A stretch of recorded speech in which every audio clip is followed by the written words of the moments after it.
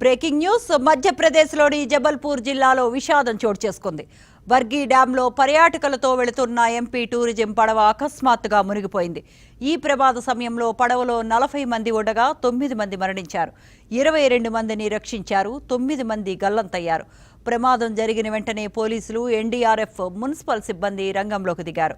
స్థానిక ఎమ్మెల్యేలు ఘటనాస్థలికి చేరుకుని సహాయక చర్యలను పర్యవేక్షిస్తున్నారు. గల్లంతైన వారి కోసం హైదరాబాద్ నుండి ఆర్మీ హెలికాప్టర్ను రప్పించారు.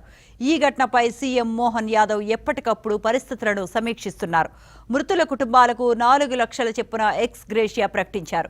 క్షతగాత్రులను మెరుగైన వైద్యం అందించాలని ఆదేశించారు.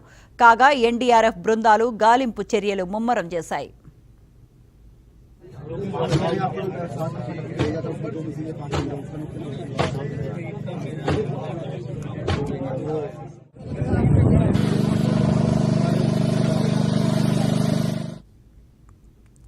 ప్రమాద సమయంలో బలమైన అలలు ఎగిసిపట్టడమే ప్రాథమిక కారణమని ప్రత్యక్ష సాక్షులు చెబుతున్నారు.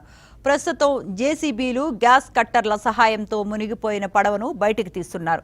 ఈ ప్రమాదంలో బీహార్కు చెందిన కూలీలు చూపిన సాహసం ఎందరినో ఆకట్టుకుంది. అక్కడ నిర్మాణ పనుల్లో ఉన్న కూలీలు వెంటనే స్పందించి లైఫ్ జాకెట్లు, ట్యూబుల సహాయంతో సుమారు 14 మందిని రక్షించారు. గాలివాన బీభత్సంగా ఉన్న ప్రాణాలకు తెగించి బాధితులను ఒడ్డుకు చేర్చారు. కమారియా ఆర్డినెన్స్ ఫ్యాక్టరీ ఉద్యోగి తన 22 మంది కుటుంబ సభ్యులతో కలిసి విహారయాత్రకు వచ్చారు.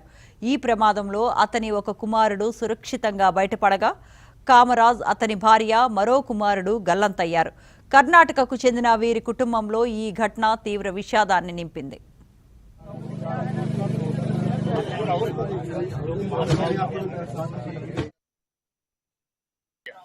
आज पहले देखा था, सबसे पहले हम लोग इधर खड़ा था, जो हवा चल रहा था, फिर नाव इधर था, फिर नाव वाला को बोला कि इधर आके खड़ा हो जाओ, वो लोग नहीं सुना, फिर वापस जा रहा था, फिर नाव बीच में जाके पलटी हो गया। फिर उधर सब लाइफ जैकेट में कोई कोई कूद गया था बोट से, कोई बोट के ऊपर पलटी होने के बाद बोट के ऊपर चढ़ा था, फिर इतना हवा आ रहा कि ढेव में उसको उठा के लेके इधर आ गया। ठीक है, फिर कोई जिंदा है, कोई मर गया। हम लोग लगभग 15 या 16 आदमी को निकाला, बचाया जिंदा, और 5-6 आदमी को मर गया, वो भी निकाला। फिर हॉस्पिटल लेके गया, जो जिंदा था उसको हॉस्पिटल लेके गया, और जो लाश है वो लेके गया शायद।